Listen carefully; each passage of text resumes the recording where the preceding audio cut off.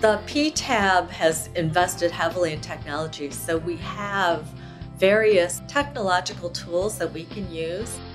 We use WebEx. We have actually cameras on our monitors so that if we want to, we can actually see the other judges in the other area. We have so many judges who are teleworking. Part of our collaboration process involves using the agency's computer systems, and we use it extensively. We use the IT, WebEx, and other techniques so that judges who are not based here in Alexandria can be part of our team. People ask me what's it like to be a teleworking judge, and I say it's a lot like being a judge in the office. You have to remember that the board now has 2 locations in DC, so you can't just walk down the hall to the folks at the Shirlington location.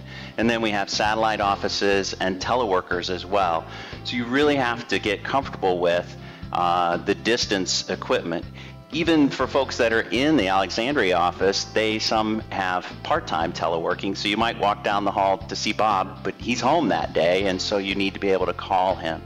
So that causes you to get comfortable with the distance equipment.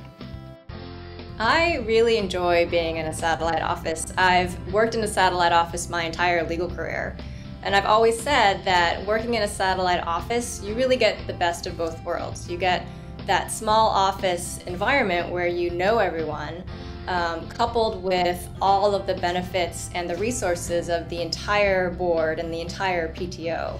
So, for example, if I have a legal question or a technical question, I don't just have the 20 judges or so here at my disposal. I have all 200 plus judges of the board whom I can ask questions to. There's 2 sides to training, and the first, I think, most important side to training is the mentoring. And mentoring comes usually in the form of formal mentors who are placed on your cases that come into your docket originally when you first arrive.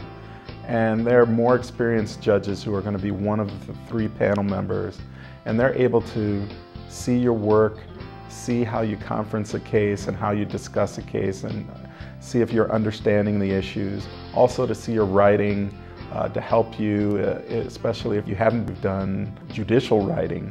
You may be used to doing advocacy writing, and that's a different style that you have to use. So it's important to have the mentors there on most of your cases, especially when you first start. And that's a strong part of the training. But there's also formal training in terms of specific areas of the law or specific procedural aspects of the AIA cases. And that training, I think, generally comes once a month or possibly once every couple of weeks. And that's training that goes on constantly and is not limited to new judges. It's available to all judges. The other aspect of training, the formal training, is brown bag training, which is, as it sounds, you bring your lunch, you come to the conference room and discuss recent cases that affect what we're doing and the cases that we have to decide, and also talk about different things that have happened in other people's cases, just so everyone's aware of what issues are coming before the board and how the board is dealing with those issues in general. Presently, I'm mentoring 2 new judges, and I love being a mentor. It's a very fulfilling experience, and I myself, when I came into the office, was mentored by another judge, and I think the board recognizes just how important it is to have other judges who are experienced mentoring newer judges. It's really the best way to learn the job.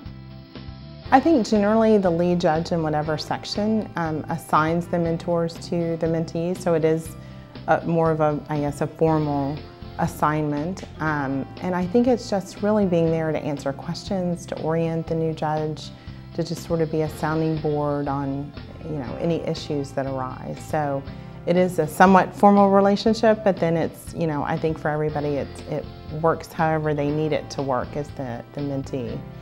It's a lot of fun. because you get to give back what others gave to you.